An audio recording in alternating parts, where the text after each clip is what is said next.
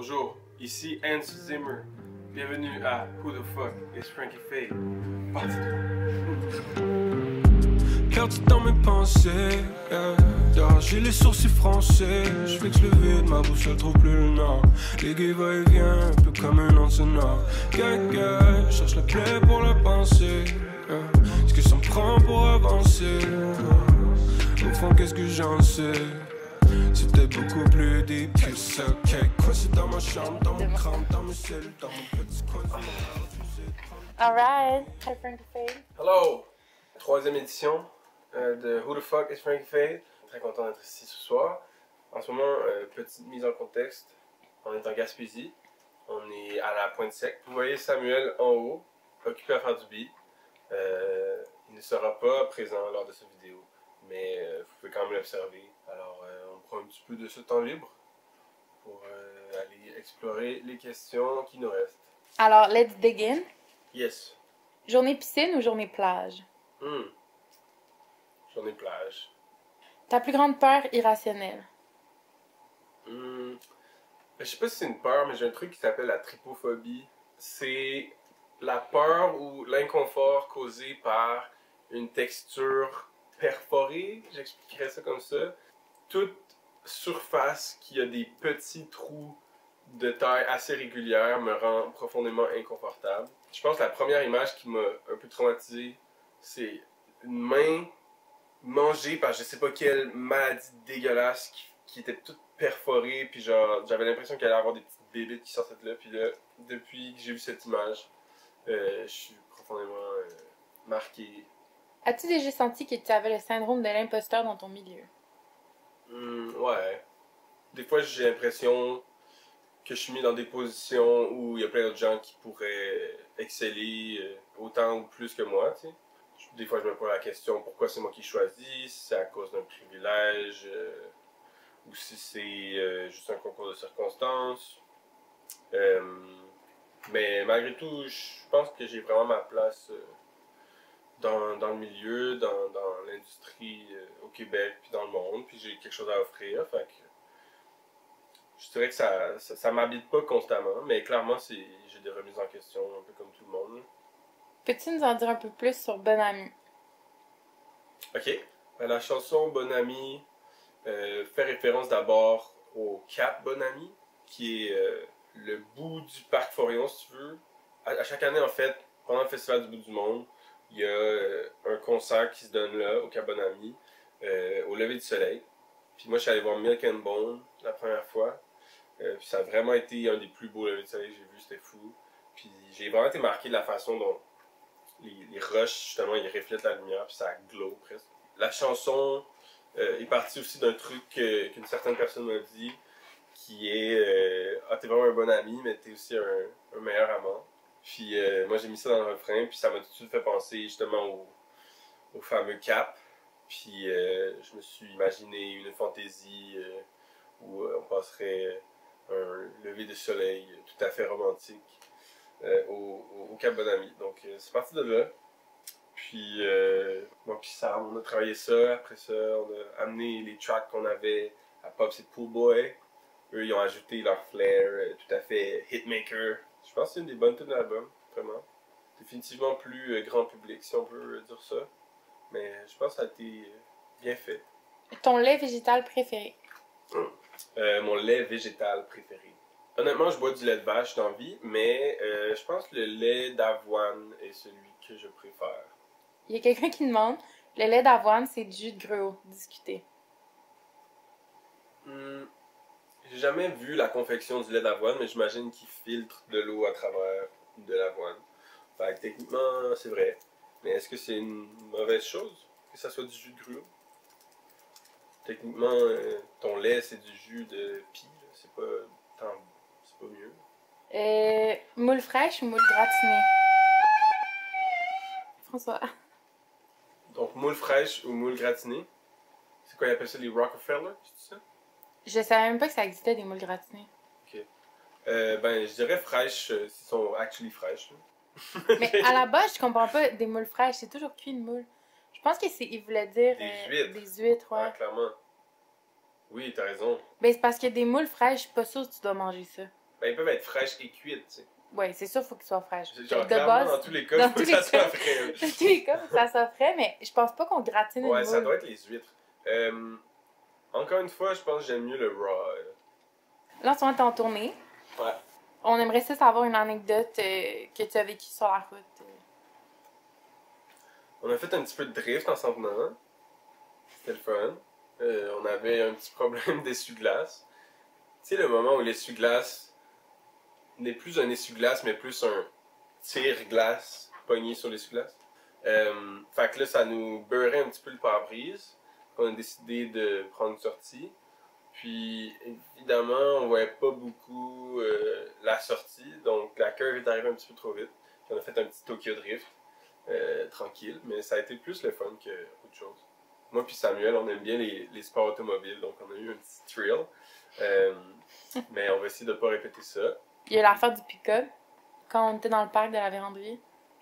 Ouais, on suivait un ami pick-up. Ça, c'est une autre anecdote de drift. Ben c'est ça, c'est qu'on est l'hiver au Québec, Yeah, c'est assez... Mais ouais, on suivait un ami pick-up, on l'a surnommé notre chum pick-up. Puis éventuellement, le pick-up... Il a failli défunker. Il a failli prendre le champ. Fait qu'on l'a suivi un petit peu moins proche. Mais oui, la vie de tournée au Québec, hein, c'est des sports extrêmes qu'on fait. On n'a jamais des bonnes températures.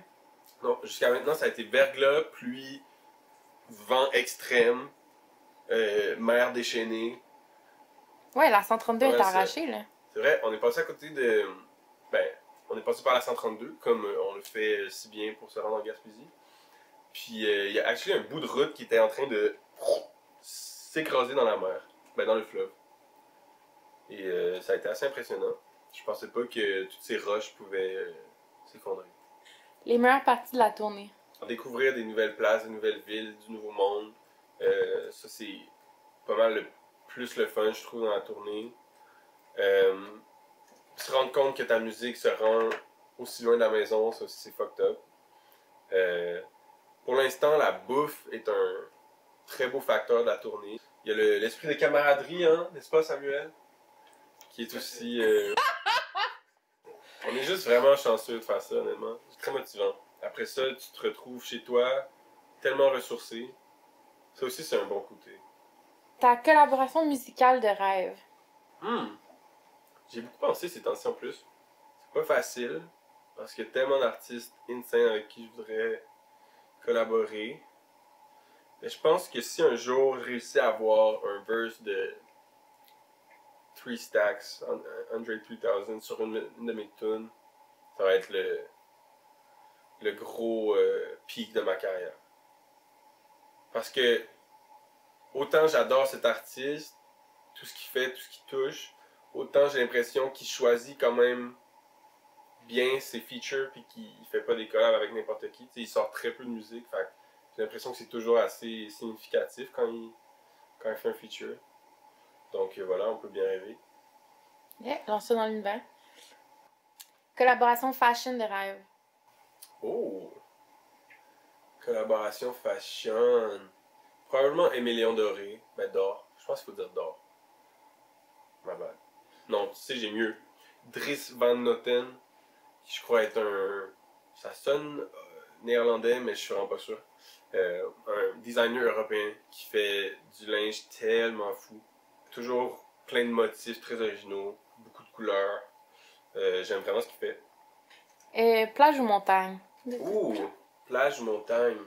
Je pense montagne. Ben c'est tough, mais je pense montagne. C'est ce que mon instinct a créé. J'aime toutes les possibilités que la montagne offre. Il y a comme une perspective de plus, une profondeur de champ, une diversité d'écosystèmes. J'aimerais aller au Népal. Ton ingrédient déjeuner préféré? Le bagel. Ton drink préféré? Le go-to, c'est le gin tonic. Un bon old fashion, c'est très très bon. Un auteur marquant pour toi? Je pense que mon auteur préféré, c'est peut-être Camus. J'ai pas tout lu ce qu'il fait, mais sa façon de partager sa propre nostalgie, puis d'osciller entre le beau puis le désespoir, je trouve ça vraiment fucked up. C'est toujours si bien écrit, les images te viennent en tête tellement nettement. Il décrit l'Algérie, j'ai jamais vu l'Algérie, puis je suis comme, je le vois, je le sens, c'est sensoriel. Un mentor important dans ta vie. Mon père est un conseiller hors pair. Je pense qu'il a une vision très pragmatique des choses, puis qui souvent réussit à me sortir de certains biais que je peux avoir. Donc, shout-out à Steph, mais sinon, j'ai étudié peu de temps avec François Bourassa, qui est un pianiste jazz vraiment exceptionnel. Il avait un tempérament, puis une façon de voir la musique, puis aussi en tant que jazzman, une façon de voir ce que moi je voulais faire dans le hip-hop, comme rappeur, tout ça, qui était très différente, je pense, des profs que j'avais eu avant. Si je me souviens, moi au cégep, dans un cours, tout le monde disait un petit peu c'était quoi ses objectifs comme carrière en musique. J'étais seul dans la classe qui avait parlé, tu sais, de vivre de sa musique originale, puis de vendre des CD ou de faire des shows devant des milliers de personnes. Ah ouais, hein? Ça m'avait vraiment marqué. Puis même quand j'avais dit ça, il y avait eu une petite réaction de genre, ben là, rêve pas trop, tu sais.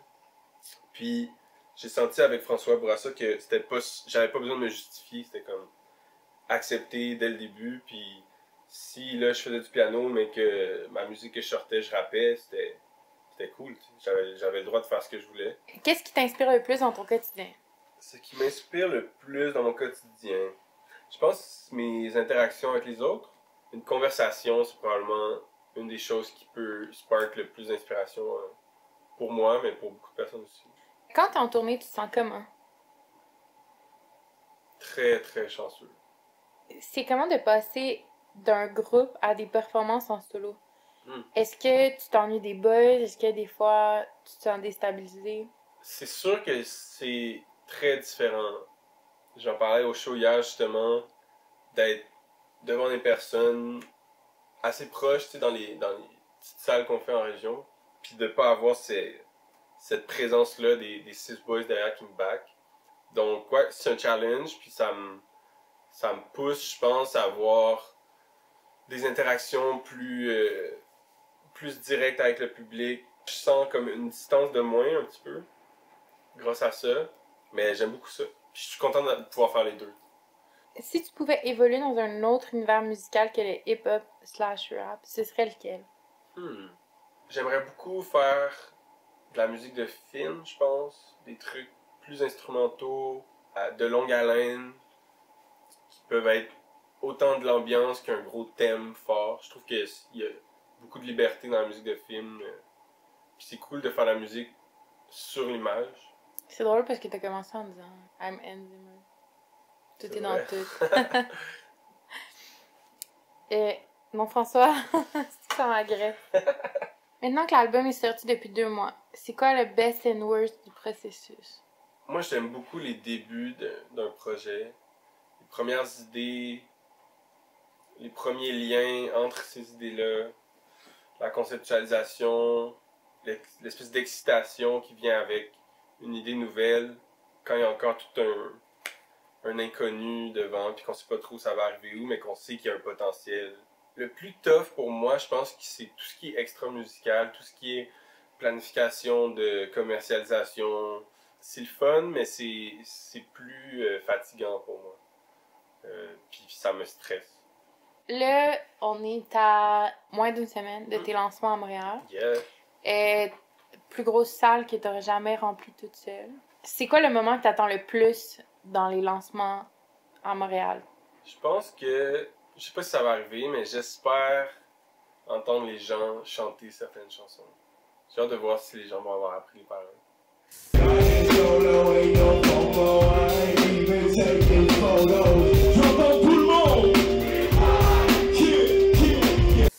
Puis sinon, j'ai hâte d'avoir les collaborateurs aussi qui vont être là sur scène, puis danser, voir les gens danser. Et c'est ce qui conclut la série Who the Fuck is Frankie Fade. Il y en aura peut-être une autre dans 5 ans, mais pour l'instant, c'est la fin. Alors, merci beaucoup. J'espère que vous avez apprécié ces petites pépites d'informations. Allez écouter l'album si c'est pas fait. Sam, un mot de la fin? Yes, that's my boy.